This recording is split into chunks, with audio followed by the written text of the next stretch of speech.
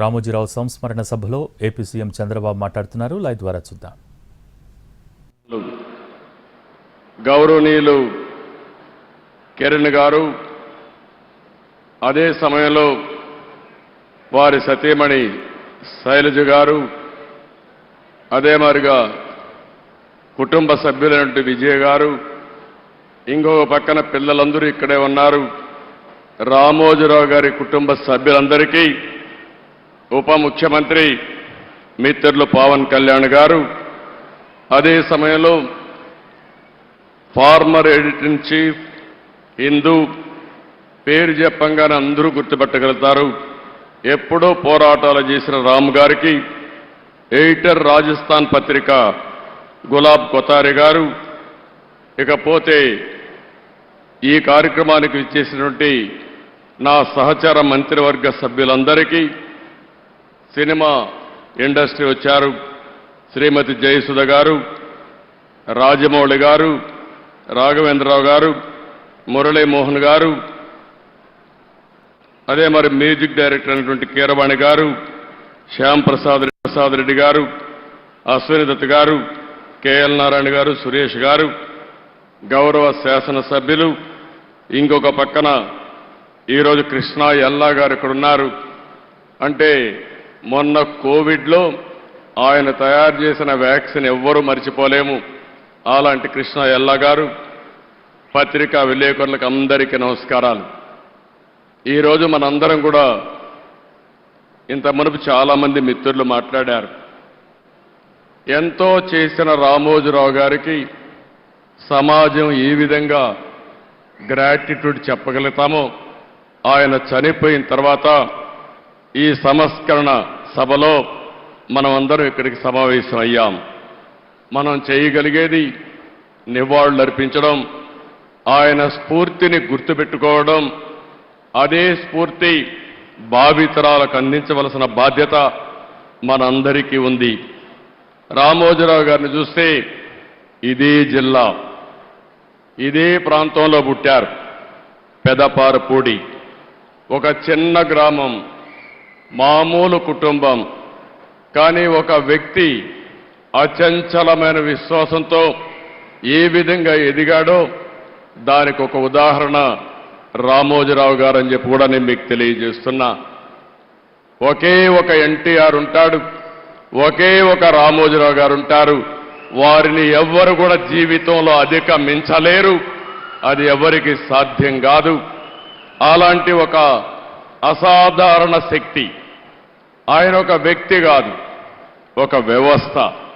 అలాంటి వ్యవస్థను నిర్మాణం చేసిన వ్యక్తి రామోజీరావు గారు.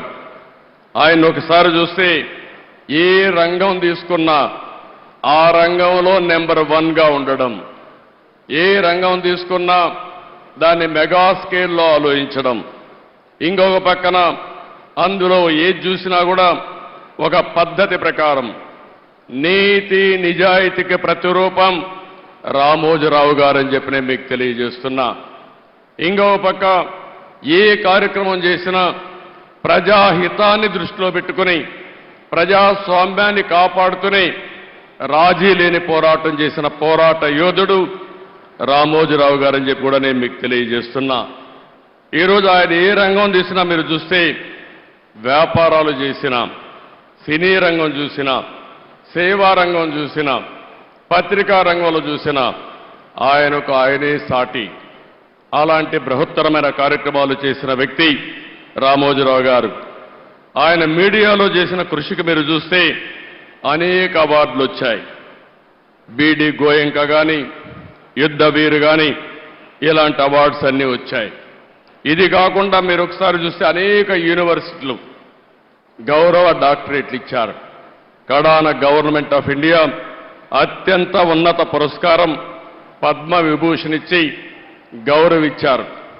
ఈ గౌరవం మీరు మనందరం కూడా గుర్తుపెట్టుకోవాల్సింది.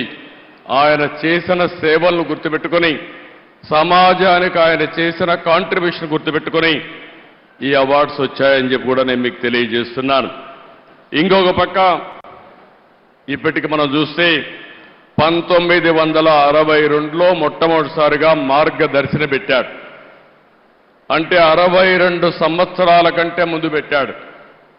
ఎన్నో రంగాల్లో అనేక సమస్యలు వస్తాయి. కానీ ఈ రోజుటికి ఎప్పటికీ మార్గదర్శిని దాన్ని ఎవ్వరు కూడా ఒక్క అపవాదేసే పరిస్థితిలో లేరు. ఎన్నో ప్రభుత్వాలు ప్రయత్నం చేశాయి, దెబ్బతీయాలని ప్రయత్నం చేశాయి. అదే సమయంలో మీరు ఒకసారి ఆలోచిస్తే ఎవరైతే మార్గదర్శిలో షేర్ హోల్డర్స్ ఉంటారో, పెట్టుబడి పెడతారో వాళ్ళందరినీ ఏదో ఒక విధంగా బెదిరించాలని, నమ్మకాన్ని పోగొట్టాలని ప్రయత్నం చేశారు.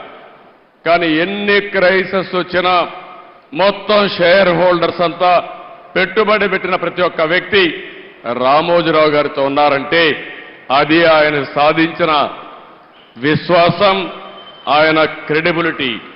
ఆ విషయాన్ని మనం గుర్తుపెట్టుకోవాల్సిన అవసరం ఉంది. రెండోది, ఆయన వ్యాపారం కోసం ఆలోచించలేదు, సమాజం కోసం ఆలోచించాడు. అందుకే 1969లో అన్నదాత పేపర్ తీసుకొచ్చాడు. మొట్టమొదటిగా మీడియా పెట్టక మునుపు అన్నదాత పేపర్ మ్యాగజైన్ తీసుకొచ్చి తద్వారా రైతులకు మెరుగైన సేవలు అందించడం కోసం ఎనలేని కృషి చేసిన వ్యక్తి. ఇకపోతే 1974 ఆగస్టు 10న ఈనాడు తీసుకొచ్చాడు. విశాఖపట్నంలో మొట్టమొదటి ఎడిషన్ పెట్టాడు. మామూలుగా ఎవరైనా మీరు ఒకసారి చూస్తే ఒక ఎడిషన్ పెట్టిన తర్వాత సాటిస్ఫై అయ్యేవాళ్ళు. ఆయన ఈరోజు 5 దశాబ్దాలుగా ఈనాడు పేపర్ను అభివృద్ధి చేసిన విధానం చూస్తే ప్రజాగళంగా ఈనాడు అనునిత్యం ప్రజా చైతన్యం కోసం పనిచేస్తా ఉంది. ఇంకో పక్క మీరు ఒక్కసారి ఆలోచిస్తే 22 ఎడిషన్స్ పెట్టి జిల్లా ఎడిషన్స్ తీసుకొచ్చి వినూత్నమైన దశాబ్దాలుగా ఈనాడు పేపర్ను అభివృద్ధి చేసిన విధానం చూస్తే ప్రజాగళంగా ఈరోజు ఈనాడు అనునిత్యం ప్రజా చైతన్యం కోసం పనిచేస్తా ఉంది.